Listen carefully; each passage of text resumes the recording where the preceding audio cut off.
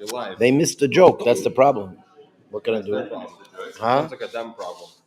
They missed the problem. Okay. There's somebody watching. That's their problem, Rabbi. That's All right. Do we have sound this time at least? Let's see. Make sure we have sound. Last time we didn't have sound for the first 15 minutes. It's actually very bad for my YouTube algorithm because people come in and they see there's no sound, they leave. And then YouTube says people are leaving after 2 seconds and they're like, they didn't want to show my videos to anybody. Right? Okay. I wanted to remind you guys what we were dealing with yesterday. Essentially, we were dealing with a rabbi that said that fully cooked food could be left on a kira that was once katufed and then fired back up. So we had a big discussion. Well, what exactly was he trying to teach? Right? What was his point? So, Rabbi, I came to the conclusion that the dynamics depend on what is going on in the guy's brain. Whose brain? The guy who lit it. Because the issue is not the fire. The issue is this guy going to go and stoke the fire on Shabbat? So I would like to tell you that it's not this individual guy. The rabbis had to make a calculation of how the human psyche works and what is a likely effect of this particular human psychological habitual reality. Right. So because it's the when I say the guy, it's anthropomorphic. Like the guy, it's an idea. Correct. Which means like the regular guy, the regular normal guy. That's what we're talking about. Right. I'm very happy that you understand that in the Gemara. And by the way, I don't think I did this with you or with Michal, which is basically bad on me. I had this tradition that when guys join our Gemara class, I give them how should I say it? Talmudic induction, where I speak to you about the various different things that are discussed in the Talmud, and I think I missed it with you guys because in this term I actually give both shares. Last term there was somebody else giving the other share, so I had the whole second share to speak with guys. But I think I might do this this afternoon. Bezrat Hashem, call both of you guys maybe together and give you the Talmudic induction, which basically is a very important, about a 45-minute hour lesson on what is the structure, the history, and how to actually see what the Gemara is, what's going on in the Gemara, what it's discussing. Okay? Because the Gemara sometimes is discussing a biblical law, and then the main discussion is how do we interpret the Torah? Right? Other times, like here, we're talking about rabbinic law. Now, within rabbinic law, there are 2.5 types of rabbinic laws. Let's see if anybody remembers what are the 2.5 types from your induction.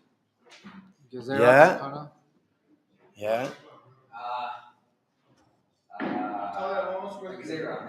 Gzeira is one, very good. Takana is another one, very good. And what's the half one? Minhag, very good. Yes. See, I didn't even give it to you. But it's very important to understand, and I'll give it a brief, even though I'm going to give you the full rundown later, but a Gzeira is a very particular style rabbinic decree.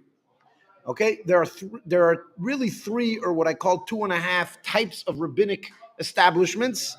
Okay, and each one works differently, and they have different dynamics to them, and therefore the logic on how you're going to determine what is what will differ depending on which one of these categories it is. We in this Gemara are dealing with a category called Gezeira. Okay, a Gezeira means a decree. The Gezeira is when the rabbis say, do not do A, because if you do A, you're likely to do B, and B is prohibited by Torah, right? Now, whenever we're dealing with a Gezeira, you automatically need to understand that there is a psychological evaluation that was done by the rabbis, and the rabbis basically said that an average Jew will likely fall into this category of making the mistake. The rabbis did not just throw out any type of decree that they could. They actually took this extremely seriously. They didn't just throw out decrees. The rabbis, when they made a decree, it was an extremely serious thing, because if they made the decree and then somebody didn't follow them, then they're causing that person to sin in mass, right? So every decree had to be something that they felt that people could handle, And if they did not feel that the average Joe Schmo could handle the decree, they didn't make it. Not only that, is because even in their own minds, they're like, how do we know for sure that people could handle it? I mean, we could assume they could handle it, but how could we be so positive? And therefore, they only made decrees that were absolutely unequivocally necessary. And every detail of the decree had to be absolutely unequivocally necessary. If there was an aspect of the decree that they felt was not necessary, then that aspect was thrown out, and that is the discussion in our Gemara. Now, of course, the decree was made in the time of the Sanhedrin, and there could sometimes be a dispute as to what the decree is, like we have over here, that there is a dispute between Beis Shammai and Beis Hillel, and then there's a dispute between Rabbi Meir, Rabbi Yehuda, and Rabbi Chanina as to what exactly that argument was. Right? So we have a three-way argument as to what a two-way argument was. But again, you have to understand that each one of these people, because it was a rabbinical decree, question one, what was the actual decree? Okay, what was the exact parameters of the decree? And B, what was the reasoning behind the decree? Why do we want to know the reasoning behind the decree? Because very often, if we're not sure about the parameters, we how should I say it? We fall back on the reasoning of the decree. Because if we're not sure of the parameters, we go to the intention of the decree and we say which one of these parameters falls into the reasoning of the decree. Right? And now, if there's a question, is A part of the decree or not? Well, we say, well, let's look at the intention of the decree. And if A is how should I say it? Congruent, consistent, I think more relevant. If A is relevant to the reasoning, then it is definitely possible that it's part of the decree. But if we can show how A is not part of the reasoning, then it's not part of the decree. And there, very often we have arguments as to whether a particular aspect of the decree falls into the reasoning of the decree. Yeah. Right? So, with regards to the man Regards to lighting the fire, Yeah. or an issue with him putting food on it, Yeah. in regards to lighting the fire. So when he has ketufed it, so even though it's relit, because he ketufed it, it's showing his kavanah that he has Okay, no so- intention on. So I like the fact that you're analyzing that possibility, but you have to realize that's a possibility. Perhaps, don't say it as fact. You don't know this is fact. The Gemara didn't say this is fact. Perhaps because he ketufed it, therefore he no longer is going to stoke the flames. Perhaps, perhaps not. Perhaps this guy's an absent-minded Jew, like many of us are. And the fact that he sees a fire, he's not going to remember that he ketufed it. According to the opinion, it says he can put it on if it is relit. He can still have something on the top. That being said, the thing has to Yes, be, but he said he could put on the top fully cooked food, so perhaps it's different. to say that. So it has to be something that is fully cooked. It can't be Right. uncooked because it is significant that the thing has ignited. It's also Right. significant that he ketufed it.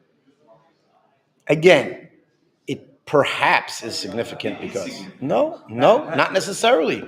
Again, there's a theory. You know the difference. Do you know the difference between a hypothesis, a theory, and a rule? Are you familiar with this? I think, and one is it is. So actually, one's I think, one's I assume, and one's it is, right? A hypothesis is I think.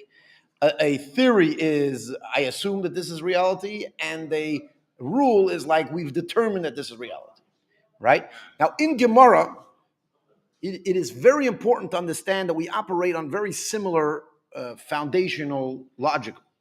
Okay, I want to tell you, some of you guys in my class may have heard this before, because I say it a lot, but we got new faces. I could always repeat my things because we always get new faces. I can always say the same thing over and over. But I always say as follows. Somebody once came to me and told to me, he says, do you think the Gemara is based on the scientific theory, scientific method? And I looked him in the face and I said, absolutely unequivocally no. The scientific method is based on the Talmudic method. Okay? As a matter of fact, historically, the people who developed what's called today the scientific method were definitely people that were of biblical influence, and I would assume that they had some engagement with the Talmud, because the Talmud was something that people engaged with for over 1,000 years, and therefore a lot of the methodology that scientists use today is based on the logical system found within the Talmud. Okay. Now, that being said, the reason why I cut you off is because it's very important to understand that I think it's significant. There's an argument to say it's significant, but to actually label it significant, you cannot, because the Gemara did not determine that as fact. We are saying that there's an argument, there's a theory, it makes sense, there's a track of logic that would suggest that it's significant. But can we determine it's significant? No. So it's all open-ended. Again, some things are determined and some things are not determined. So the fact that he's ketubta, the fact Yeah. that it has reignited, Yeah. these are all things that can be of significance. Perhaps, correct. And that's actually what the Gemara is discussing. They Yeah. may be significant, and in any case, they're putting the theory that I'm putting forward.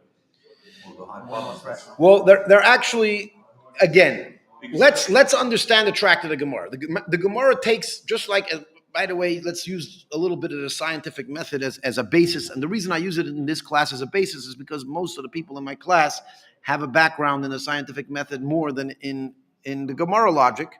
So sometimes it's easier for them to understand if I frame it in that reference. Okay? In the scientific method, first of all, you need to determine facts, and then you analyze the facts. That's exactly what the Gemara is doing. The fact that the Gemara is putting forward is a statement of Rabbi Yeshaya. To them, that's fact. They know that Rabbi Yeshaya said this particular statement. Now the Gemara is trying to theorize why he said that statement and what exactly that statement is inferring. Okay? That's what the Gemara is doing, and that's the analysis. And within that analysis, this theory comes up. This theory comes up is perhaps he's trying to suggest that it does not return to its original status, which means it maintains its katuft status, right? And perhaps not, because we have Rabbi Yeshaya's statement that we had yesterday in the beginning, in the second to last line of Lamed Zayin Amud Aleph. That statement is what the Gemara is analyzing, and the statement is seen as fact. Okay, the same way scientists would say, here's the facts, and now let's figure out why or how. The statement is the fact in the Gemara. The fact is Rabbi Yeshaya said this, right? And now we're trying to analyze what are the inferences that this statement seemed to bring. We find out what is the facts, and then we figure out. We try to say what can we analyze from these facts to tell what can we learn from these facts. Yeah. The fire. Okay, so you have a fire. Yeah. You do it. Say you do it right. The purpose of it kills the fire to a point. So if the new fire is coming up through the ashes, right, it still should have some of that status, because it's still not as hot as it's still not the same fire as the original fire. How do you know that? Because how do you determine that? Because it's I don't see any logical method that gets you to determine as a fact that it's not as hot as before. Maybe it is. Maybe he katoofed it, and then it fired back up, and 2 minutes later. I mean, I've seen barbecues that sometimes the coals can be hotter than if it was flaming fire. Could be. I'm talking about the heat of it. I'm talking about it's not. I'm saying it's not the same. Something fundamentally happens. I'm saying something fundamentally. Again, you're proposing. You're not proposing. The Gemara is proposing. He's proposing. We're proposing it that it is a suggestion. Perhaps something significant saying. For you to tell me you've absolutely determined without reasonable doubt okay, so you're not, the Gemara is proposing. That's exactly what the Gemara is proposing. The Gemara is proposing in its Havamina. Actually, in both, we have a bit of both. Ruvain, sleeping is for the bedroom. Here we were up. Yes. Anyways. Anyways, I want to try to move over here a little bit, but let's understand the facts. I'm going to read it again. Hopefully, we're going to do it quickly because we already read this yesterday, and I want to go further. Amar Rabbi Yitzchak, we're starting with Lamed Zayin, Amud Aleph, at the bottom, second to last line. Amar Rabbi Yitzchak Bar Nachmani says, Rabbi Yitzchak Bar Nachmani, Rabbi Yeshaya. Rabbi Yitzchak, the fact is, Rabbi Yitzchak said that Rabbi Yeshaya said the following statement. Kotma v'huvara, if you katufed it and it fired back up, mashnal acham shuchmu kol tzarkan, you can leave on it water that was fully heated, v'tavsha shapishu kol tzarkei, or food that was fully cooked. Okay, that is the statement. Okay, now the Gemara is analyzing as follows. Listen, the Gemara is analyzing as follows. You're listening? Yeah, I'm listening. Good. Now we have a few important details, or I would point to two important details that this statement says that is unique to previous discussions. Number one, we never previously discussed if you katufed it and it fired back up. Well, actually, technically, we had over here a little bit over here as well. We did have it, etc. We did have it briefly in the last page. It was kind of a side point to make a point, and we threw it out. But here's the first time we're actually discussing a halachic rule if you katufed it and it fired back up. Okay? That's number one, that's unique. Number two, that's unique. It's the first time we mentioned about fully cooked food. In the past, we talked about hot water and cooked food. And we've determined that could mean partially cooked food. Right? So here's the first time we have fully cooked food. Now, because there are two very important, unique concepts here, the Gemara is going to say, well, Rabbi Yeshaya needs to be making a point. Because Rabbi Yeshaya wouldn't just say something just for fun. As we spoke about this yesterday, that rabbis would only state, they were not plagiarists. They also didn't just randomly say things that were irrelevant. If they said something, it was relevant. And therefore, they need to figure out what is the relevance of this statement. So the Gemara opens up with its first hypothesis called Shmami no mitstamak v'lavele mutter. It seems from here that if it congeals and gets better, it's going to be allowed. This assumption or this hypothesis is based on the assumption that it does not maintain its ketuf status. Meaning that because it fired back up, it's now considered not ketufed. Right? That's the assumption this is based on. Which means that both of your theories, that you ketufed it and now it has some significant impact, the Gemara is assuming that that's not true. We're assuming that if it fires back up, it returned to its original status. And therefore, he says, because it returns to its original status, Rabbi Yeshaya is making a rule that you're allowed to leave fully cooked food on it, even though it's not ketufed anymore, right? But he's not allowing you to leave partially cooked food. If you ketufed it, you could definitely leave partially cooked food.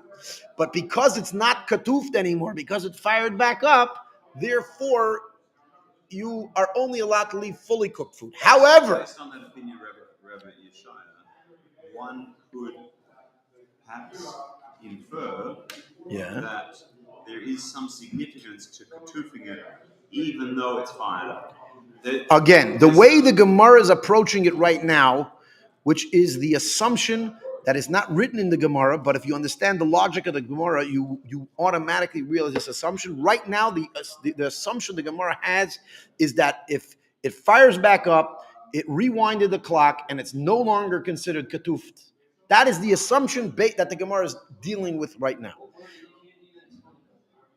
It says kol tzarkei. It's an entire need, meaning it was fully cooked. Kol tzarkei means it was cooked, its entire need. Correct. Its need is the food's need, right? So is that as if is Gemara treating that? Would you be allowed to put a fully cooked food on the fire that is not cooked at all? So that's what the Gemara seems to think Rabbi Yeshaya is saying. That if you never katufed a kira, you're allowed to leave fully cooked food on it. Now, if that is the case, again, we're taking that as an hypothesis. If that hypothesis would be found to be true, then Rabbi Yeshaya is suggesting that fully cooked food, even that gets better if it congeals and gets better, it's still not going to be a problem with stoking the flames. In other words, if it was partially cooked, we would not allow you to put it there because we're afraid you're going to stoke the flames. But if it's fully cooked, we're not going to be afraid, because once it's fully cooked, you have no reason to stoke the flames because it's fully cooked. However, within that, Rabbi Yeshaya says fully cooked without referencing whether it gets better or worse. And as the Tosfos says, which it's not a Tosfos class, but it's important to throw this out there, as Tosfos says that it says somewhere else in the Gemara that an average food does get better as it congeals. And therefore, if he doesn't mention anything specific, we'd assume he's talking about the average food which gets better. Therefore, that proves that Rabbi Yeshaya would allow you to leave fully cooked food on a non-ketufed surface, even if it gets better. So that is, again, the hypothesis is that it returned to its original status and it's no longer ketufed. Based on that hypothesis, Rabbi Yeshaya would be telling you that even if it congeals and gets better, it's okay. You understand? We have an hypothesis, and through that hypothesis, we have a logical analysis coming out of that hypothesis, right? Let's continue. So the Gemara rejects that analysis, but he doesn't reject the analysis, he's rejecting the original hypothesis that the analysis was based on. You understand? So again, if you have an hypothesis and then you have an analysis, you analyze that hypothesis to mean something. So the Gemara could either take apart the analysis. Again, if you have an hypothesis and based on that hypothesis you had a conclusion, you can either challenge the logic of the analysis, or you can challenge the original hypothesis. In either case, you're throwing out the conclusion. You understand? Does that make sense to you? Yeah? Does that make sense? Yeah. Again, if you have an hypothesis and you analyze the hypothesis to come to conclusion, if you want to throw out the conclusion, you can either challenge the analysis or you can challenge the original hypothesis. In either case, the conclusion falls apart because the conclusion is based on analysis, based on the hypothesis. So the Gemara has a choice. It could either attack the analysis or attack the hypothesis. In this case, it's attacking the hypothesis. Okay? Shani Hocha. So it says the Gemara, it is different over here, the Kotma. It is different because he katufed it, therefore it is considered katufed. It's not considered not katufed. Again, the hypothesis was that it's considered not katufed because it fired back up. The Gemara says, no, I'm rejecting that hypothesis and I'm telling you because you katufed it, it's still considered katufed. So the Gemara then asks a question, if that's the case that it's katufed, what on earth is he trying to teach us? So the Gemara says, we need it because it fired back up. Mahu de tema, I may have said, which means I may have thought, you may have thought that once it is fired back up, it returns to its original status and it loses its katuf status. Kamash Malon comes to teach you, so Rabbi Yeshaya came to teach you that. Now I want to tell you, in order to be an accurate Talmudic scholar, Moshe Chaim Leib, what's going on? Huh? Okay. Seder. I want to tell you, to understand the Gemara properly, the Gemara actually made zero conclusions here. A lot of people would read the Gemara and assume that the Gemara concludes your theory. That if you katufed it, it remains katufed, even though it fired back up. You might think that the Gemara is siding with your theory, but I hate to break it to you, that's not true. The Gemara is not siding with your theory.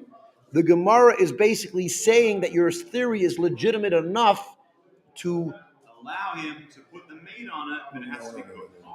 Your theory is good enough not to conclude the alternative hypothesis. Again, we had an hypothesis, and we made an analysis based on that hypothesis, and then the Gemara says, no, I disagree with the hypothesis. Now, did he disprove the hypothesis? No. All he did is he says there's an alternative hypothesis which would question the original hypothesis. So basically, if one imagine in science, you have two hypotheses, both of them conflict with each other. Neither of them are conclusive. What would you say? The jury's out. We don't know exactly. You cannot make a conclusion if there's conflicting hypotheses. And that's essentially what the Gemara did here. The Gemara did not conclude one way or the other. The Gemara just said that you cannot argue that this hypothesis is true and therefore you're going to make an analysis when I can give you an alternative hypothesis which is equally valid. So therefore your hypothesis is no longer, how should I say it? I wouldn't say relevant, but it's no longer holds weight. Right? Does that make sense, Yosef? Yeah, what did I just say? Oh, and what did I say before that? I know. You said that if you got two things. I'll tell you why, Ruvain and Yosef. If you want to prevent yourself from sleeping, there's two tricks. Number one, do not put your hands on the table. That is like a recipe for disaster. Also on the head. Recipe for disaster. And number two is you should actually learn to appreciate the brilliance of the Gemara, so then you'll actually care about listening. There's a third option. You can stand up. Oh, you can stand up too. What's that? Or coffee. That's the fourth option. We have a lot of options here. Can I know how to? Good. All right. Let's continue. Or actually take a nap. So again, this piece of Gemara, which we already concluded yesterday, ends with conflicting hypothesis, and therefore neither of them is conclusive, and therefore we just move on to the next thing. Omar Rabbo bar bar Chana, Omar Rabbi Yochanan. Omar Rabbo bar bar Chana, Omar Rabbi Yochanan. Says Rabba, the son of Chana, in the name of Rabbi Yochanan, he says as follows: Kotma vehuvara. If you did ketufit and it fired back up, you're allowed to leave on it hot water that was fully heated, and food that was fully cooked. It sounds exactly identical to the previous statement, except we add gacholm shel roisham, which is, what did we call it yesterday? Broomwood. Yeah, which was a type of wood. It was a type of coal that was known for maintaining its power, even if you try to extinguish it. I don't know if you ever seen these guys that, like they juggle things, and they try to blow it out and it comes back on. You ever seen? They blow it and it comes back up. They blow it again and it comes back up. You know what I'm talking about? Huh? Trick birthday candles, yeah? So these Gacham Saroisam were known that it's not easy to put them out. An expert in specialized rare timbers, I can tell you. You are an expert in rare timbers? What timber is this? Huh? How are you qualified for this title? Well, I've been working with wood for years, so I know that there's different sorts of wood, and they've got different properties depending on what tree they're from. What do you work on? What do you work on? We can get into that later. The point for the purposes of this year, different woods have different properties. Obviously. Different densities. 100%. Amazing, and it's just sunlight, air, water, and dirt. And it comes from this, three ingredients. Yeah. There's tremendous differences between the woods. 100%. Some are very expensive, and as you said, expensive, cheap, strong, weak. Difficult to put out. All sorts of properties, burning properties, long-lasting, very dense, and so on. Anyways, the only thing unique in this compared to the previous statement is this broom wood, right? So the Gemara asks as follows. The Gemara makes the same hypothesis as before. The Gemara makes the same hypothesis and says that must be that Rabbi Yochanan thinks that if it fires back up, it returns to its original status and is no longer ketuft. And here's the proof, what I'm telling you, that when you said, we had an hypothesis, you think that the Gemara is backing your hypothesis that it maintains its ketuf status, well then why is the Gemara assuming the exact same thing again? Because we didn't throw out the original hypothesis. We just made a conflicting hypothesis. Now the Gemara is reintroducing this hypothesis. Now why can't I throw it out with the same counter hypothesis? There's a difference. No. There's a real reason why we cannot throw it out with the same counter hypothesis that we did before. Because it's been repeated again, and therefore there must be something else going on. Exactly, because Rabbi Yochanan is saying something after Rabbi Yeshaya said it. Rabbi Yochanan would definitely be saying something unique. he would not be just repeating what Rabbi Yeshaya said. He would be saying something that's unique to his particular teaching. Now, if he's trying to teach you the same exact rule as Rabbi Yeshaya, that wouldn't make sense. And therefore, when you have your counter hypothesis, perhaps Rabbi Yeshaya believed in that counter hypothesis. But if Rabbi Yochanan believed in that counter hypothesis, why would he just be repeating what Rabbi Yeshaya said? And therefore, that actually throws out the weight of the counter hypothesis, which means we only remain with the first hypothesis, right? Why? It seems to be that Rabbi Yochanan holds that when it fires back up, it returns to its original status and it's no longer considered katuft, right? Good. So the Gemara says, Shmamina, from here we can see clearly, that even if it congeals, it's going to be okay. So the Gemara throws out that hypothesis and says, Shani hacha de kotma. It actually uses the same counter hypothesis as we had before. No, that once you ketufed it, it should maintain its ketufed status. But then the Gemara throws out the counter hypothesis by saying, Ihachi, if so, Maila Meimra, what is he trying to teach you? Why is he just trying to tell you something? Right? Ihachi, if so, Maila Meimra, what is it trying to say? What is Rabbi Yochanan trying to teach you? If you're going to suggest that this counter hypothesis is true, he's pretty much repeating what Rabbi Yeshaya taught. And he wouldn't do that. And the very fact that he wouldn't do that proves that the counter hypothesis is no longer valid. That's what the Gemara says. So the Gemara, if so, Maila Meimra, what is it trying to say? So the Gemara answers, it's trying to say that even if it fires up, it maintains its ketuf status. So the Gemara says, Hainu hach. This is the exact same thing as Rabbi Yeshaya, and he wouldn't be repeating the same thing. Hainu hach means it is. It is what it is. Right? So the Gemara concludes and says, he needed it for the ruling of broom wood. What's gecholim? Coals. He needs it for broom wood, that broom wood, even though you know to begin with that it might fire back up, and therefore when you kentuft it, you knew that it was possible to fire back up.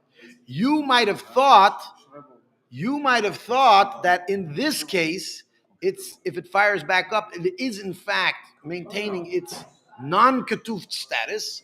So the Gemara says that no, Rabbi Yochanan says that even in that case, it maintains its ketuft status. Itztrichalei means we need it, which means it's necessary. Okay, because again, we need to find a statement that Rabbi Yochanan is saying a statement. There needs to be some necessary need or use for his statement. All right, are we all on the same page here? Very good. Okay. Good. Let's continue. That is the end of that discussion. So again, this thing was trying to prove essentially whether something that was not ketuft, are you allowed to leave hot water or fully cooked food on it? We don't know because we basically concluded that it's inconclusive. Right? Good. The conclusion is it's inconclusive. Yeah. Now the Gemara is going on to something completely different, a new discussion. The discussion is as follows. Yeah? Huh? Omar Rav Sheishes, Omar Rabbi Yochanan. Rabbi Sheishes says in the name of Rabbi Yochanan, Kira she'esikua begefes ube'etzim, a kira that was flamed up with this sesame squish and branches. You're allowed to leave on it hot water even if it was not fully cooked. And food that was not even fully cooked. Okar, if you removed it, you're not allowed to put it back, etc. Now, if you just heard this statement seems to match our Mishnah perfectly, but only if our Mishnah is lo yachzir tanan. So the Gemara actually concludes, because Savar, he holds masnisim lahachzir tanan, he holds that our Mishnah is lahachzir tanan.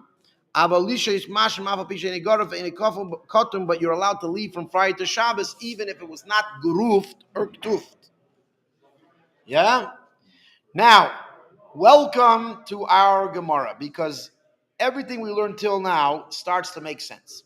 Rabbi Yochanan is a particular Amoraic sage who is one of the most revered sages of the Amoraic era.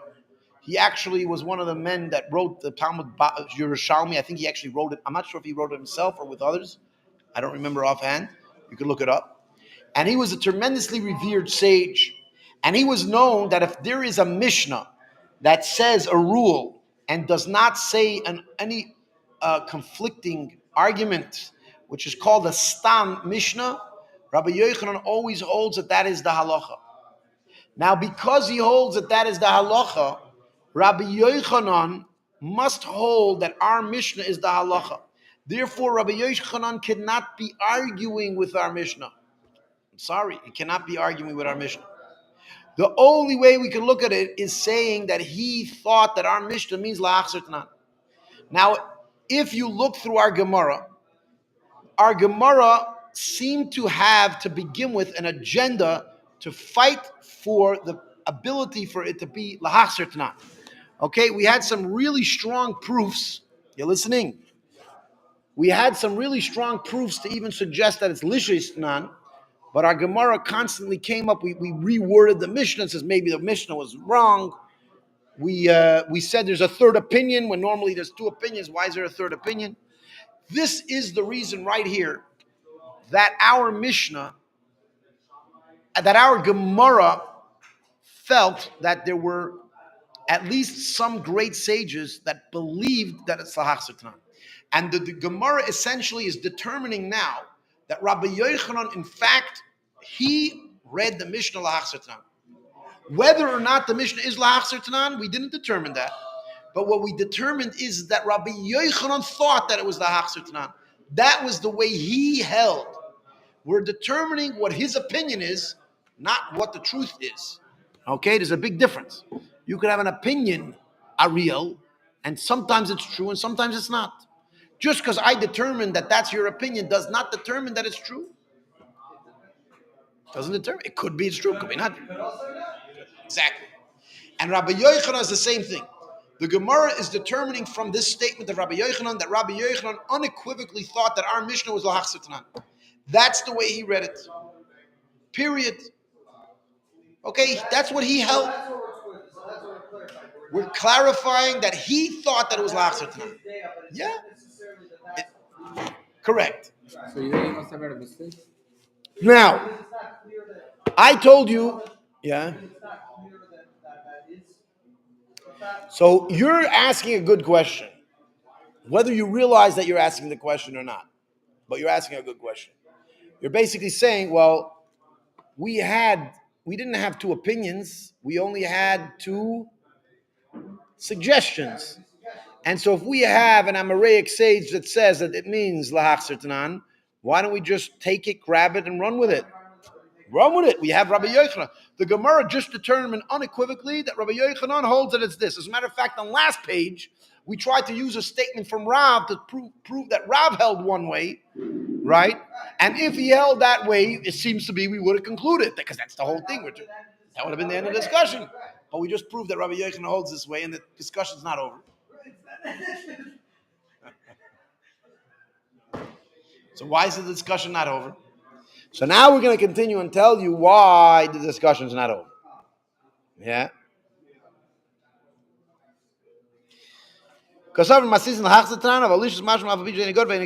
Omar Rava, says Rava. Rava, who happens to be buried a short walking distance from here. If you want to go visit his caver, it may be a 40-minute walk, 45-minute walk from here. You could visit the grave of Abaye and Rava. Let's go now. Great Talmudic sages. Huh? Huh? We could make the rave. Just no drugs. Except maybe we have one channel. Well, not sadly, happily, no music now, and we can do it after Shavuos in a couple of weeks with music. But you can make music for a siyum, right? Depends who you ask. Happens to be Rabbi Brzezinski, the Chabad rabbi of Tzfas, is extremely lenient in Sfira that if you ever have a siyum, you could technically do music.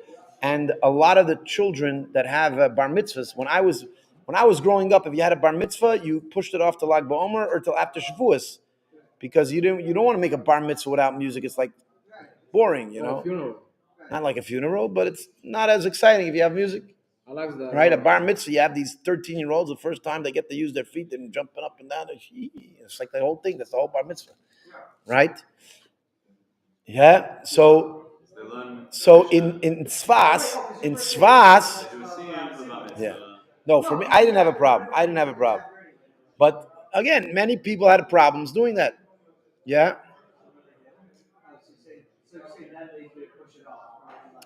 Right. In Tzfas, we don't push it off. In Tzfas, you have somebody learn Masechet Gemara. He makes a siyum at the bar mitzvah. Whatever it is. Yeah. I did it. I did. Two of my sons actually were born in the Sphere Eimer. By the way, in a row. No, actually not in a row. Sorry. No, my second and my fourth child were both born in Sphere. No. Yossi and Levi. Yeah, Yossi was born Gimel Iyar. Right. He's not. Yeah, Mati in the middle. Anyways, let's go back to what we're saying. Rava. So Rava is going to explain why the Gemara didn't just say, okay, we just proved Rabbi Yochanan holds this. Why doesn't this settle the dispute or settle it? So Amar Rava says, Tarvayu Tanoni. There are two different Mishnahs. That seem to indicate each one. Meaning that, there's a Mishnah that seems to indicate that it's Lishay Snan, and that's why the Gemara is trying to argue that it's Lishay Snan. But there's also a Mishnah Lahachsir Tanan, right? So the Gemara is trying to argue that it's Lahachsir Tanan, right? And Rabbi Yochanan happened to take a side in the matter. And by the way, you should know that because he took a side in the matter, that's the halacha, right? You go look in Shulchan Aruch, that's the halacha. That's the Lahachsir Tanan, that you are allowed to leave it on the fire even if it's not. But why? Because he's the only one that comes out, because Rabbi Yochanan is the only one that comes out halacha, even though Rava's explaining to you why the Gemara has this massive dilemma, right, between the two. Because there's two conflicting Mishnahs, right? So that's why the Gemara, correct, and therefore, therefore we tried to have some evidence. We needed to have absolute clear evidence. And that's why, as I told you, in a normal Gemara, some of the proofs that the Gemara threw out would be considered 100% valid proofs. But we threw it out because we have the two Mishnahs, and by the way, Rabbi Yochanan as well, right? Therefore, you need overwhelmingly strong evidence, right? Right, and as I would say, let's compare it to like a court. If you're in a court, and you have conflicting evidence, you have evidence that he's guilty, evidence that he is innocent, right? You have both, and both are relatively strong evidence, right? They're both relatively strong evidence. Neither of them are conclusive by definition, because you cannot have conclusive evidence you cannot have contradictory absolute evidence, because that doesn't work in our world. In our world, if you can prove something, you can't prove the opposite. Right? He's innocent until proven guilty. So if you have significant this or that, then because there's a reasonable right. Okay. But let's just say you have only evidence that he's guilty. If you have only evidence that he's guilty, right? Even if the evidence is not like 100% squeaky clean, it's 98%, but all the evidence, 98, is pointing, all the evidence is pointing in one direction.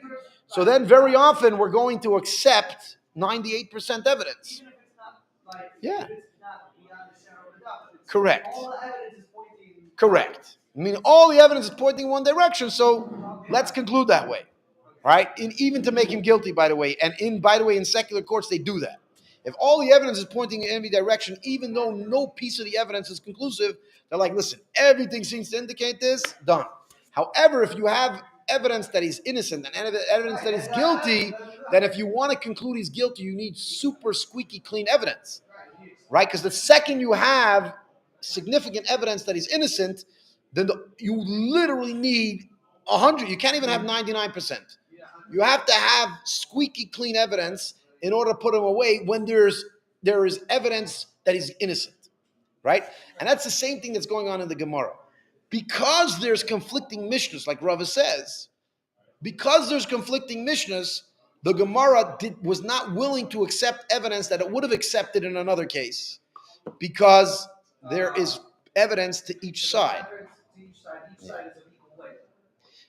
It's not just equal; it's more than equal. Meaning each. If you want to have evidence to overthrow evidence, it needs to be extremely strong. And so, essentially, this Rava's statement.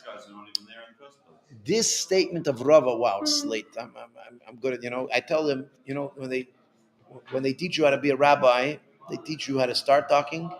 They don't teach you how to stop. It's a problem. But let's continue briefly.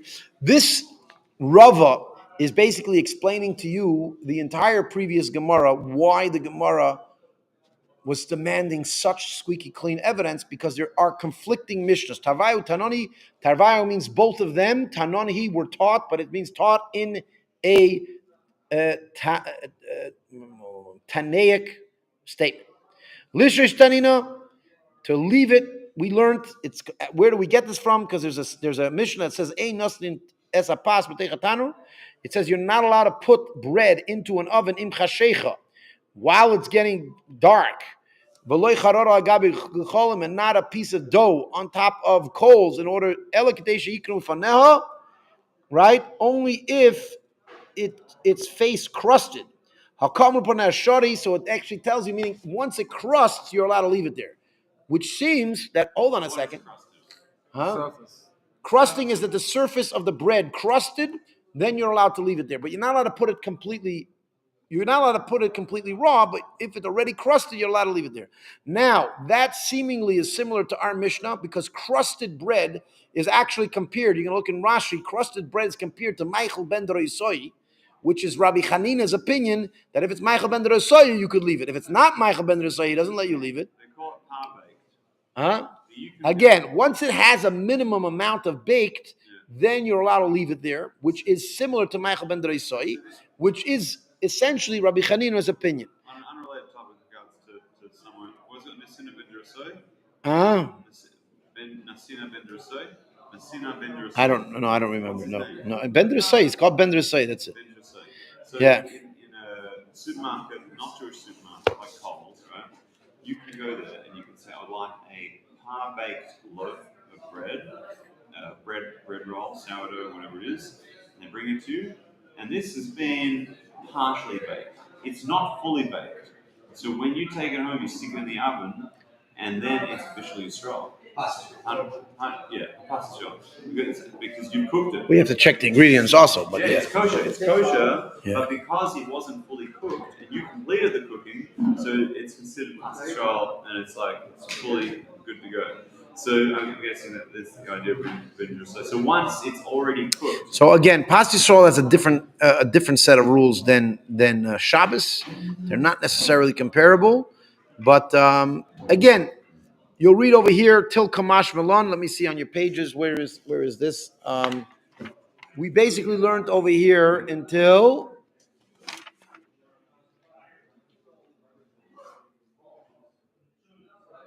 till 29. So guys, I want you guys to review till 29. I like the fact that Yosef Rothschild took over here the initiative to sit and learn with everybody, especially with the art school, which I try to convince people not to do. But I'm still adamant that you must be doing these exercises, because this is, I actually had some yesterday. They should be floating around somewhere.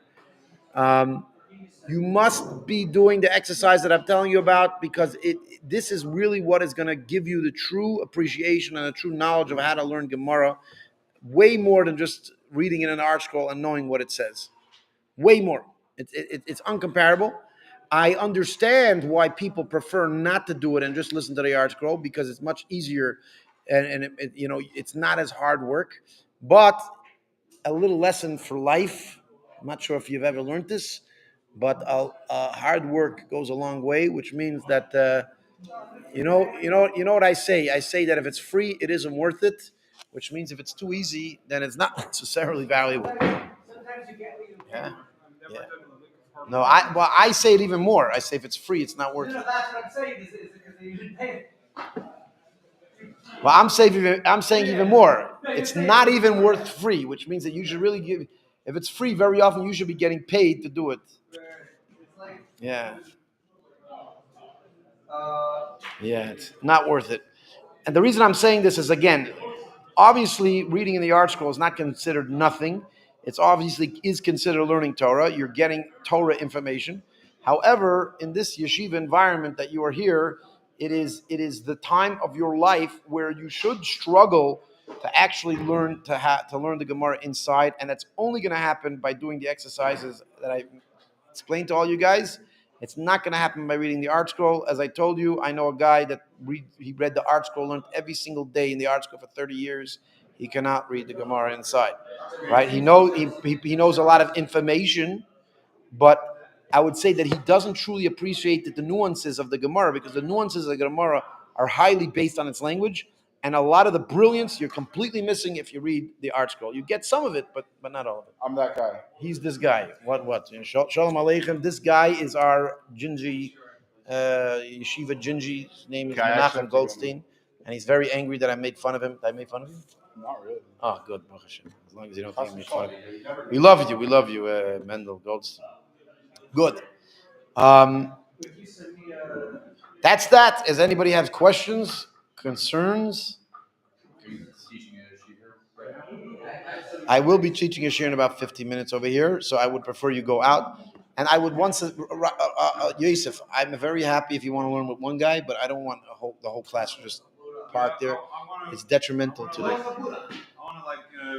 to lead the whole Kehillah. I know, but if you want to lead the Kehillah, you have to first be a follower before you're a leader.